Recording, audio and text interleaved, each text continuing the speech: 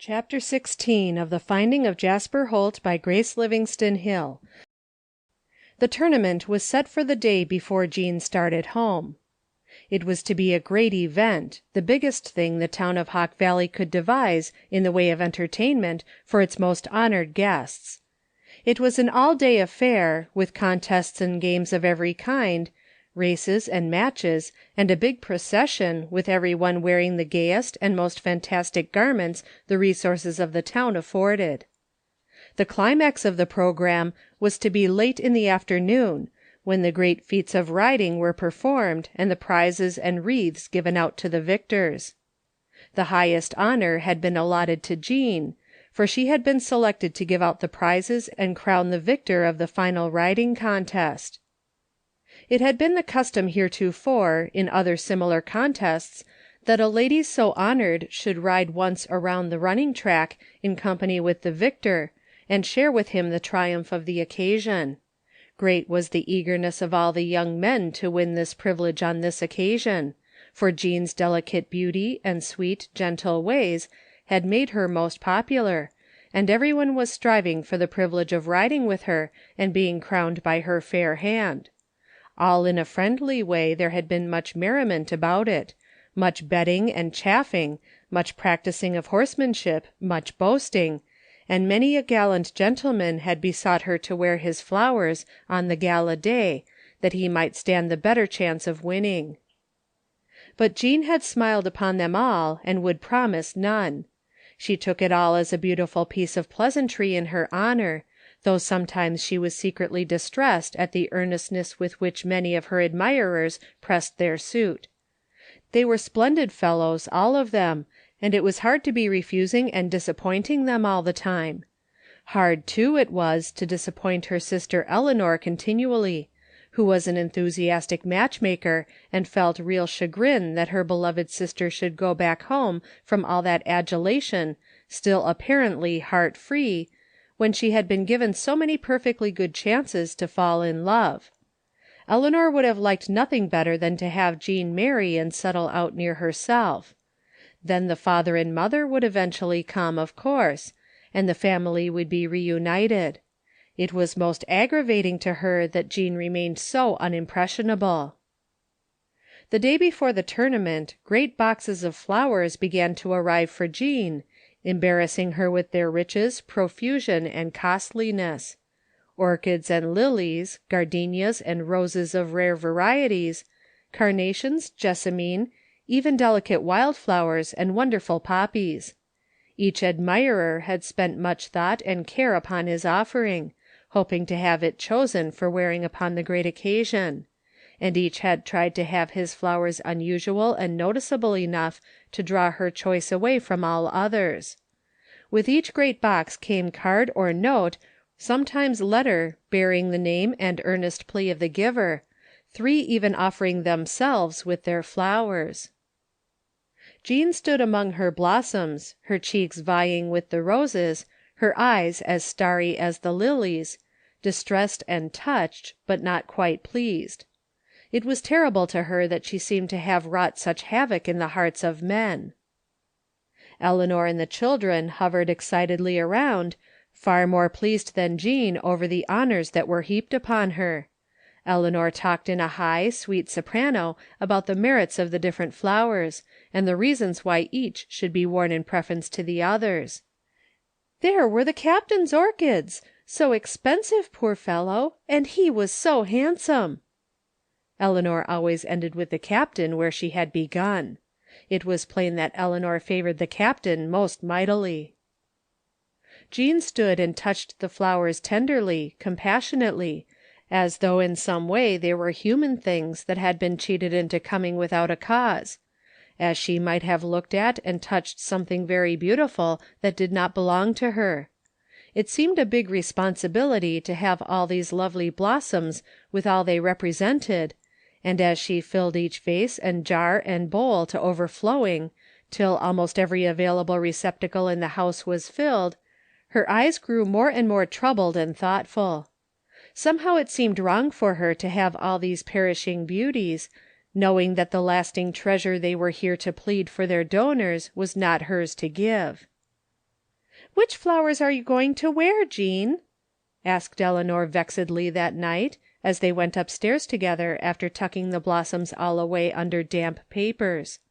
"You know you'll have to decide in the morning, and there really aren't any more to come in, unless Mr. Fraser sends some.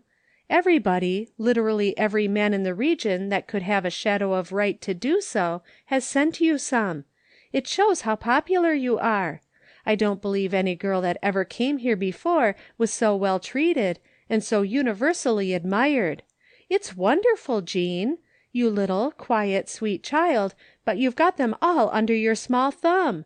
I never would have suspected it of you." Jean smiled wearily. She was tired, and her sister's idea of triumph was not hers. It savored too much of counting the scalps of those she had slain. She did not want to have men at her feet to be turned away. She looked at life more seriously than just a game where she was to win all no matter who lost. She turned away with a gentle good night, and Eleanor's eyes followed her dissatisfiedly. "You know, you might wear one of each and satisfy them all," she suggested. Jean smiled and shuddered inwardly. The scalps again! A display of them! "Never," she murmured. "Well, what are you going to do?" Her sister was all out of patience with her dallying. "I'll sleep over it," she said brightly. "Aren't you tired, dear?" And Eleanor had to let it go at that. Young Fraser sent his flowers in the morning, wonderful violets, blue as the sky over Hawk Valley, dewy and sweet, and raised with careful tending; and there were more roses from several men at a distance who had not been reckoned upon. But Eleanor was not told of the roses that the servant found upon the doorstep when he went to sweep the piazza early in the morning, the roses with the dew upon them and the golden ruby glow of sunset in their hearts. They were not wrapped or in a box or accompanied by a card, nor was there even any name upon them.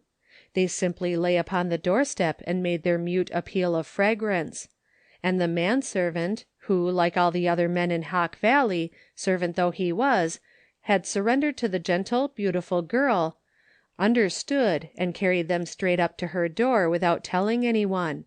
He knew from whom they came, and he knew, by the starry look in her eyes when the others like them had come, that she would know. She gathered them into her willing arms and thanked him.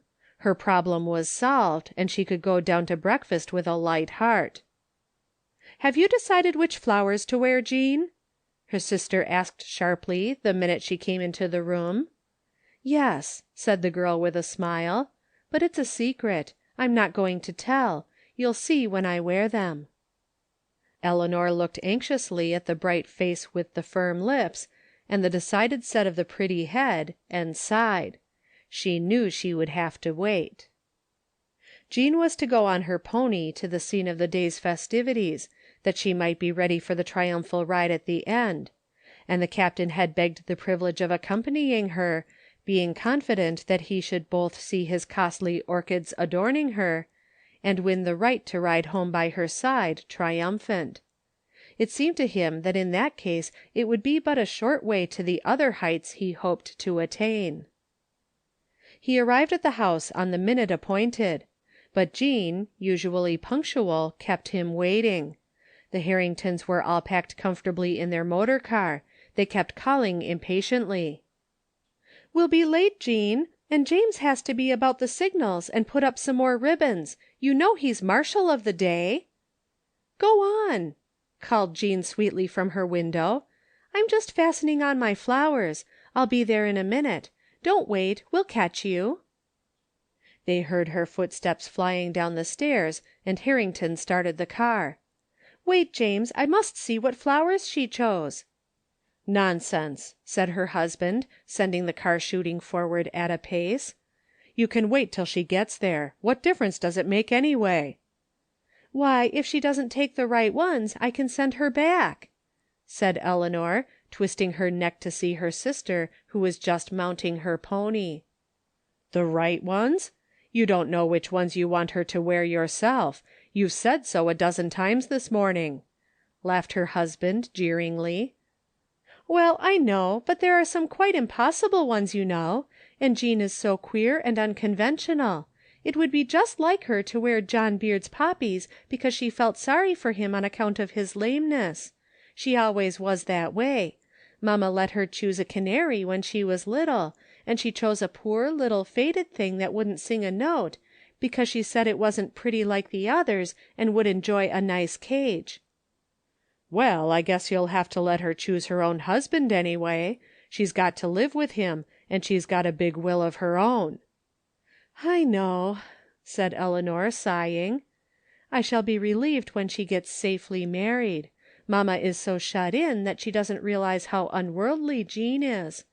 But James, I do wish you'd slow up a little. I must see those flowers. Betty dear, can you tell what they are Aunt Jean is wearing? The little girl craned her neck.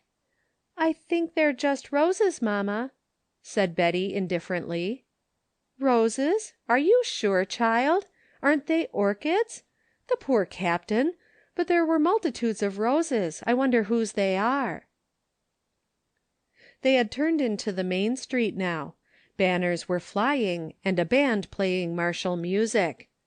The question of the flowers must perforce become a side issue, for there were numberless little things to be decided, and Mrs. Harrington was consulted many times before she finally mounted the grandstand and took her seat among the prominent people of the place, looking around with satisfaction to see Jean ascending the steps followed by the handsome captain, whose dejected face still showed his disappointment about the orchids.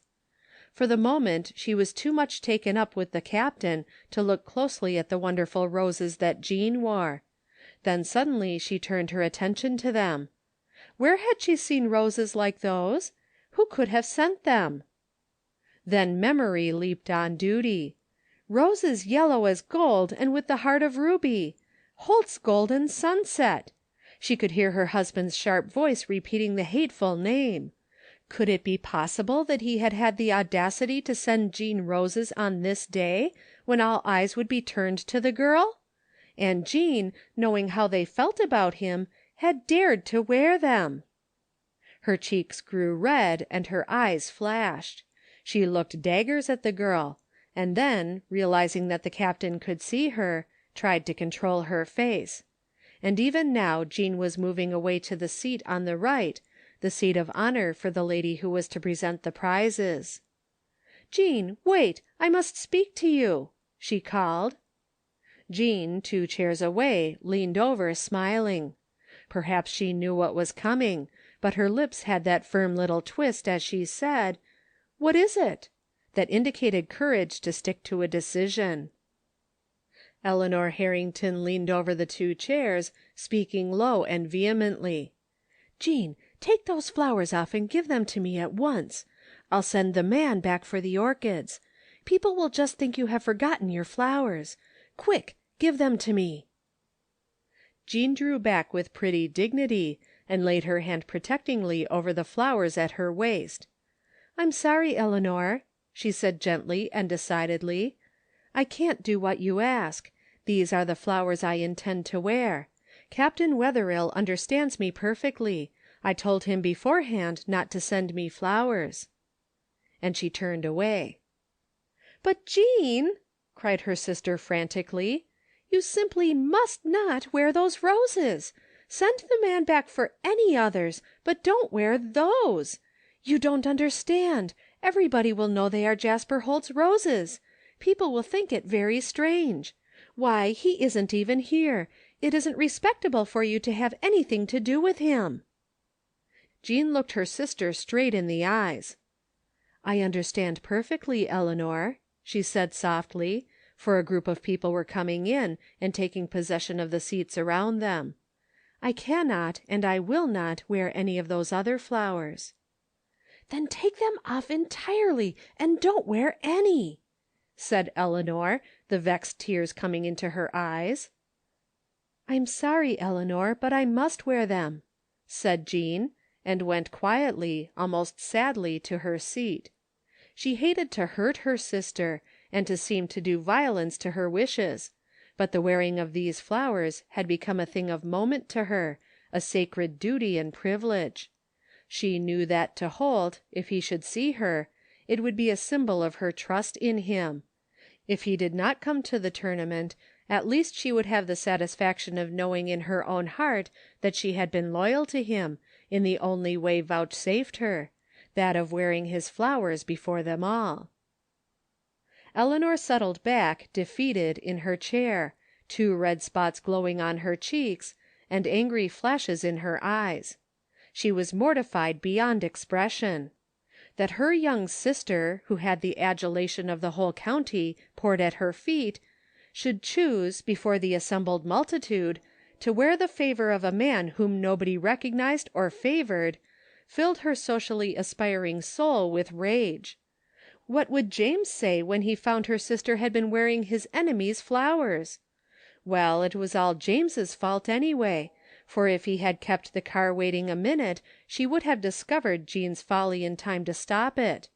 If she had seen those yellow roses glowing on her sister's gown before she mounted her pony, they would never have come to the tournament. No, not if she had to detain Jean forcibly at home for the day and tell people she was taken suddenly ill. This came of bringing the girl up in a purely domestic and religious atmosphere, and not teaching her a little worldly wisdom. Well, she would tell James it was his fault. That would be some satisfaction.